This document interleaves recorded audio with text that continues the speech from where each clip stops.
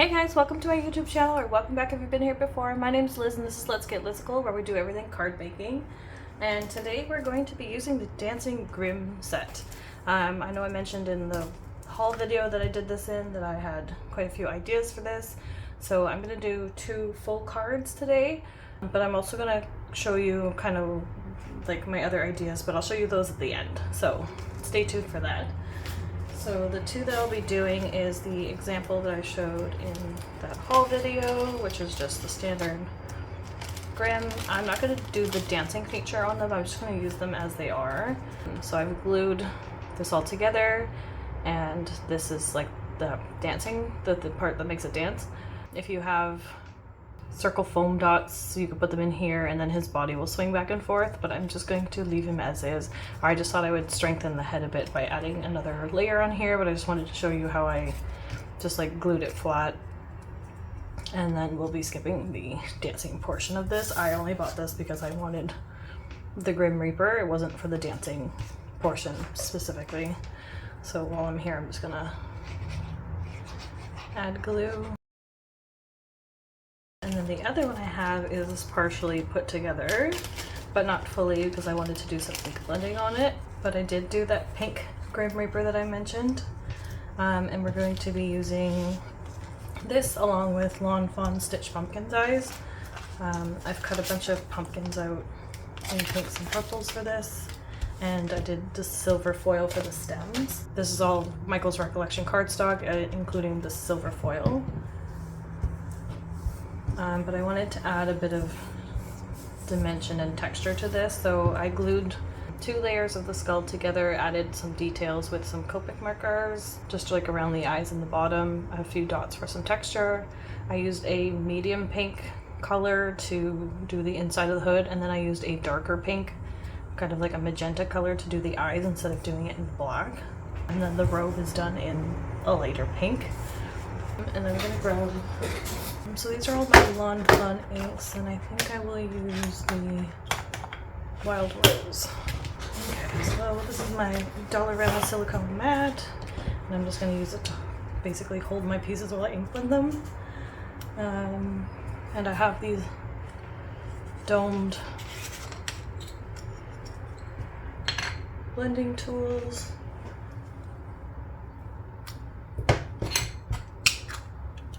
That I will link down below.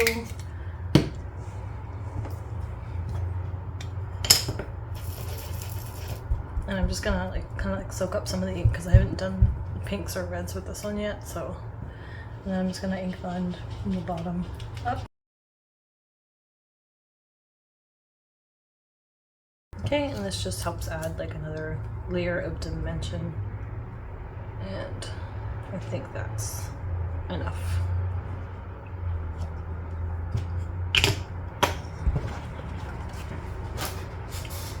And so now we can finish gluing this guy together.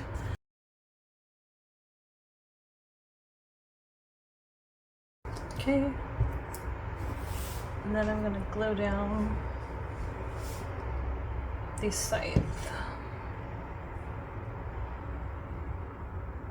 And for this, I just cut it out of craft paper cardstock from Michael's in the 65 pound, and I used one of my alcohol markers just to very lightly draw some like wood grain texture on there.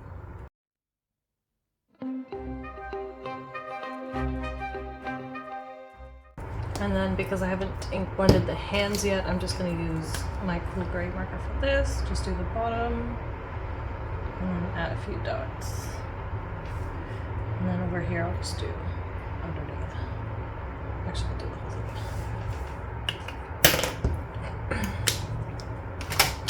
Okay, and then we have our super cute pink Grim Reaper, and then the traditional black one. So I'm going to start.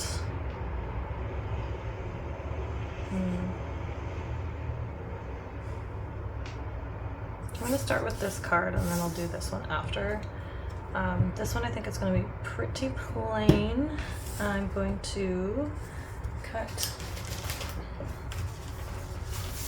a panel down, and then I think we're going to ink blend some like clouds in the background in either a white pigment ink, or I have my Hickory Smoke Distress Oxide ink. And we'll just like ink blend a few layers of that up. But I want to cut this pan down a little bit smaller because I think right now, yeah, it's 4 1/4 by 5 1/2, so I'm gonna go 3 3/4 by 5. Okay, and then for the background,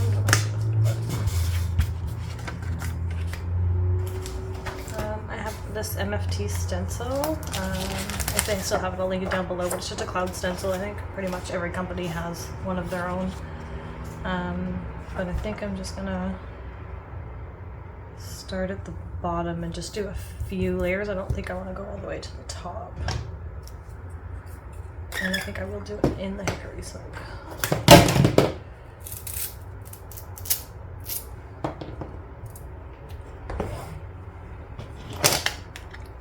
But I want to make sure I don't do it too heavy, so I'm just going to go very lightly tap off and then ink blend.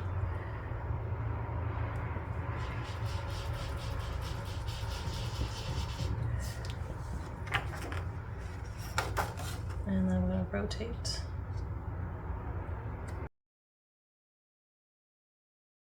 And then maybe I'll just do 3. That looks pretty good. And then I'm just going to ink blend a little bit on the bottom and the sides here. It's just so it kind of like blends in with the other layers.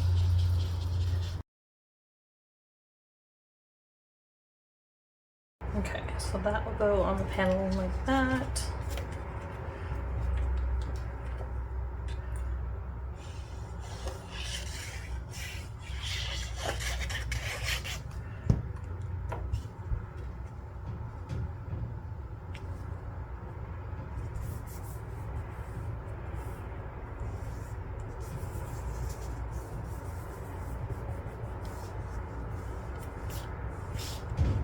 Okay, and then I'm going to prop this guy up on some foam tape.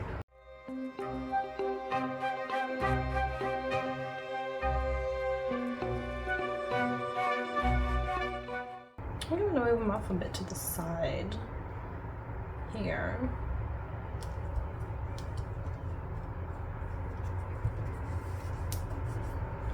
And then I'm going to put a sentiment up here.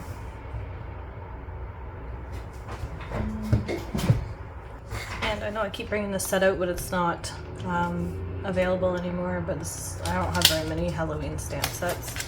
But I think I'll use this Happy Halloween up here.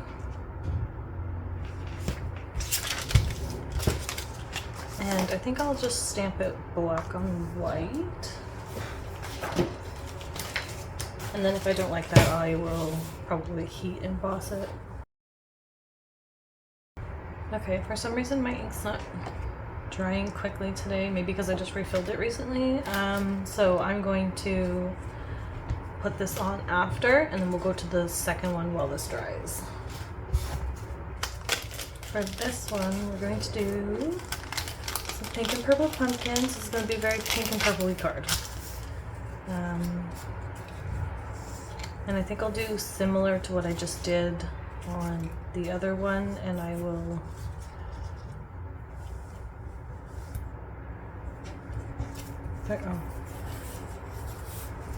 I'm going to ink blend these pumpkins a little bit, and then I'm going to probably do the cloud on the background for that as well, but I will do it on a probably pink background, and then maybe blend pink into purple.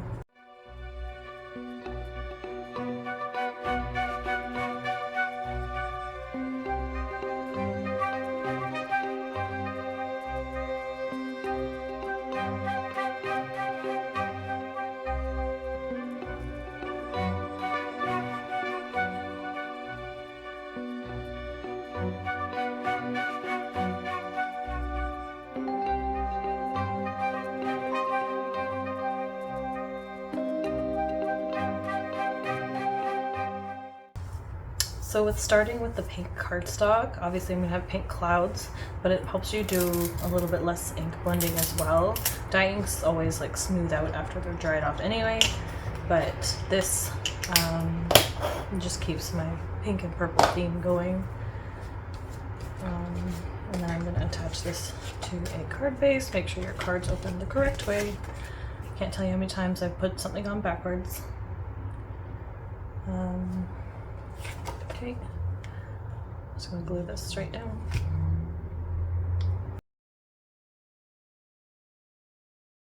Okay, and then for this, I'm probably going to put them a little bit closer to the edge here, and then maybe I'll put some darker purple pumpkin here.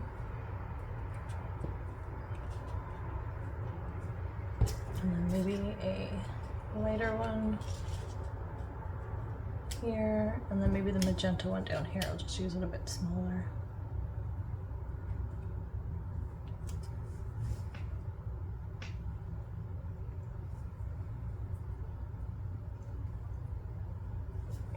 And then I like how it overlaps the border. Like I do like to have the white border, but I don't mind when things overlap that border. So I think I'll keep it like that.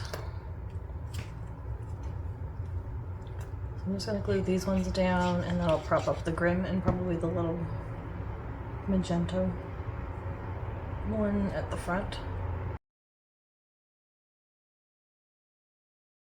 When you get this die set, you get 4 shapes and sizes of pumpkins, and then you get 3 sets of these, and they'll cut one curly one bigger like normal stump, and then a smaller version of that, and they have it 2 each so that they face in opposite directions, so you can use them whatever way you want, which is like genius and very helpful.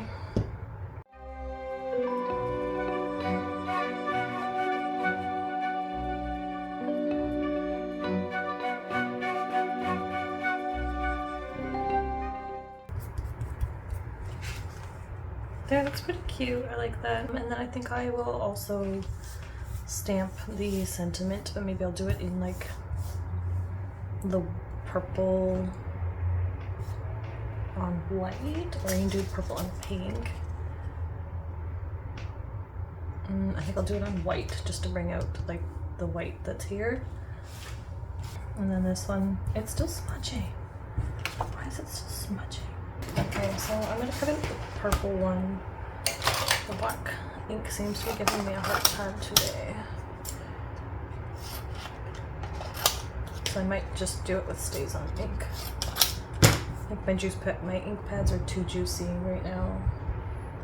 It's just taking a longer time to dry, which for dye ink is weird, but I'm assuming that that's why it's being like that. If you guys have any ideas on what's going on with my eggs today, then please let me know down in the comments.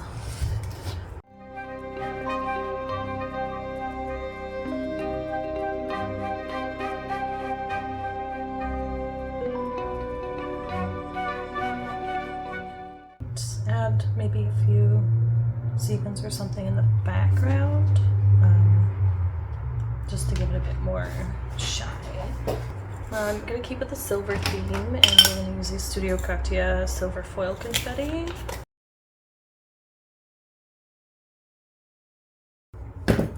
So that's that card. Let's finish up this one. Since I'm having problems with my black ink today, I think I'm going to use my Stays On ink, and I'll just stamp it on the scrap.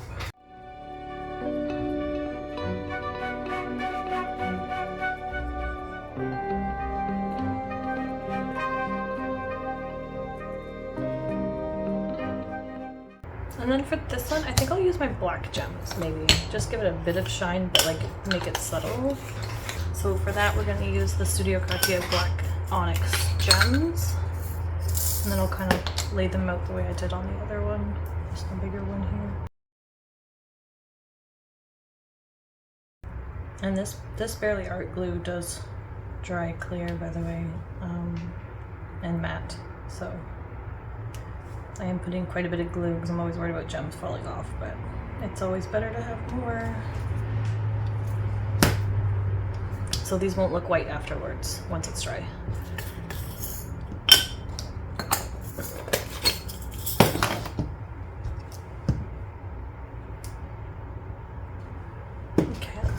clear some space here so we can show the finished cards together. Okay, so those are our 2 cards for today. One's like a traditional, more black Halloween card, and the other one's more pinks and purples for that bubbly person in your life who loves pinks and purples. And now I will show you guys the other examples that I had talked about before. They're just like partial examples